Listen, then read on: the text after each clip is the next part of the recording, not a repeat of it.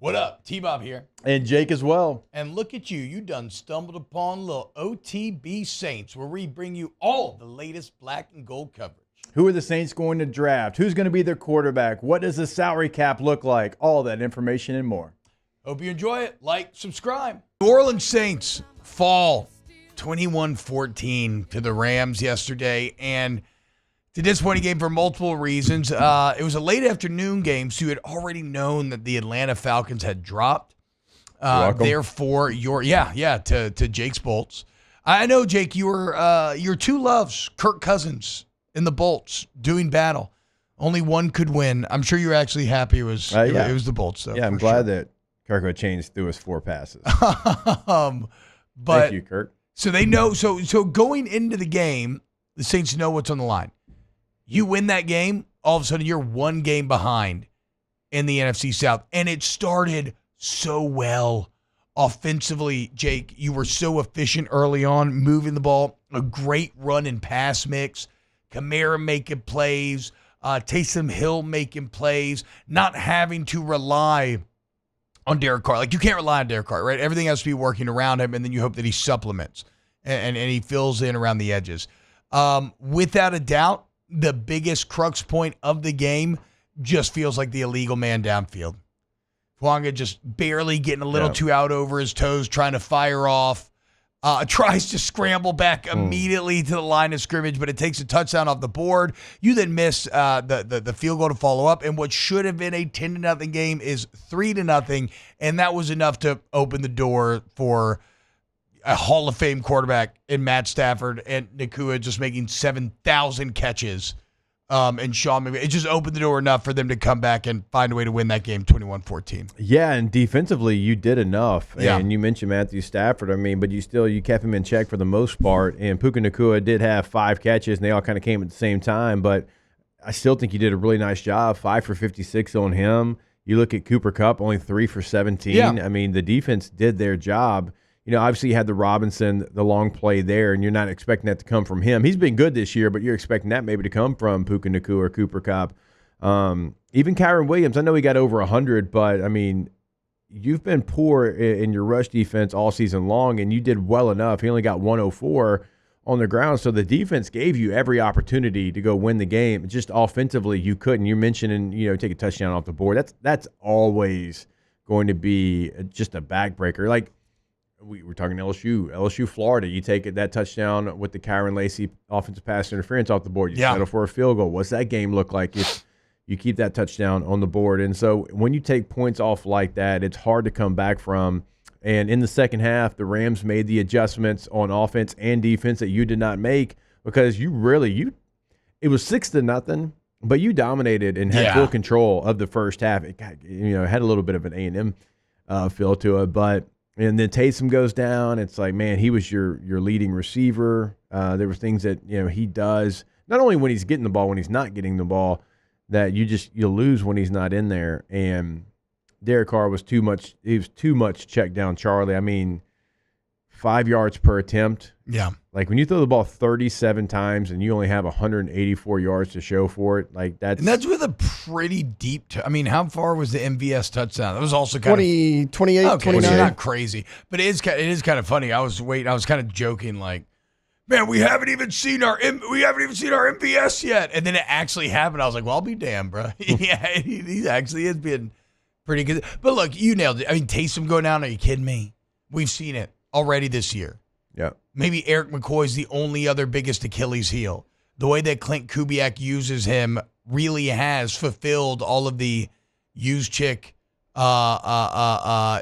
kind of reductive parallels that we made before the season started.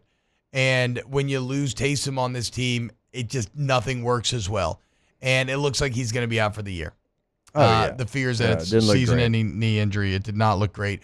Thankfully, Tyrann Mathieu's injury not that serious. But unfortunately, this did kind of feel like the final stand maybe for the great hope of the season and making something out of it. I think there's going to be a very interesting and nuanced conversation about this offense. I wonder what happens to Kubiak. I really believe in him. I don't know if there's a way he survives. It's kind of the same thing with Rizzi. I mean, again, this is not a bad game from this Saints team. They made a few too many mistakes to win, but it didn't, I don't know, it didn't feel like a disaster. Like, I don't know what's going to happen with Rizzy either. This probably holds him back from being able to get, the job as a bridge guy or anything else like that. But it's just disappointing because they played well, and they definitely played well enough to win. Just a couple too many mistakes, and then again some bad injury luck, which has kind of been the themes of the entire year up to this point. Yeah, and you feel bad, obviously for interim coach, and he's got momentum going. It's like you kind of have to be perfect if you want an opportunity to go get this job. And so, like, now you look up, and this was the portion of the schedule where, and you still got one more of these type of games that we kind of laid out, though. You got the Giants coming up. That game's going to be on the road, but then it kind of gets back into you got the Commanders, and you got to go on the road to Lambeau Field. You do get the Raiders, but then you got to play the Buccaneers on the road. So there's still some difficult games where you're going to be an underdog in, and we keep having the conversation because the division's so bad. You kind of get excited, and if you'd have won this game, you're sitting there. No, you've been and you're 5-7. You were in it, but now, like, just with one game, with what you have coming up, you feel like your chances are probably gone. Yeah, I agree. So very disappointing. Somebody says maybe don't. T-Pow, maybe don't base your offense on an injury-prone 34-year-old. Okay, fair. But when it works, it's awesome. When it's working, it's awesome. So we'll continue that. Now you just got to kind of take this season as it comes. Going to lose? Do you want them to win? It's complicated. Look, I love Taysom Hill. I think he is like everything that you would want in a football player. And there's portions of his game that really honestly are like nobody else. I mean, he is a unicorn in that aspect. But anytime that he's your leading receiver with 37 yards, that's not good. That's not what you want. Not when you're throwing the ball 37 times. No. You don't want your, emergency quarterback / tight end, fullback, running back to be your leading receiver. And so his injury, it already has shown this year, like you mentioned, T, it's already shown like there's too much reliance on Taysom Hill. Like, Taysom's awesome, and Taysom can be a real weapon, but when you have to count on him so much, the offensive philosophy is not where it needs to be. Well, that's where we get back to Loomis in the front office. Yeah. You have given Kubiak, like, Doritos. Spare parts. You give like Doritos, like over-processed cheese, bologna, and been like, hey, make something impressive. And I actually think he has. Like, if you ate what he cooked, you're like, this tastes better than it should.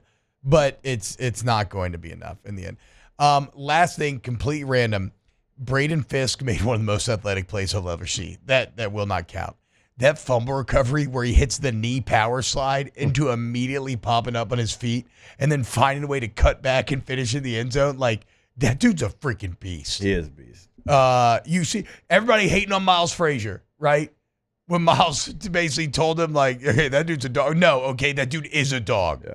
Certified. Okay. Sometimes you got to give. How's that guy end up at Western Michigan? Sometimes you got to give credit where credit's due. And Braden Fisk is a dog. Wow. Just amazing black and gold takes right there, Jake. I don't think I've ever heard any takes that are better than the two guys that just gave you that take. And you can keep getting them by going ahead and liking, subscribing, ringing the bell to get notifications when we post. Have a great day. We'll see you on the next OTB Saints.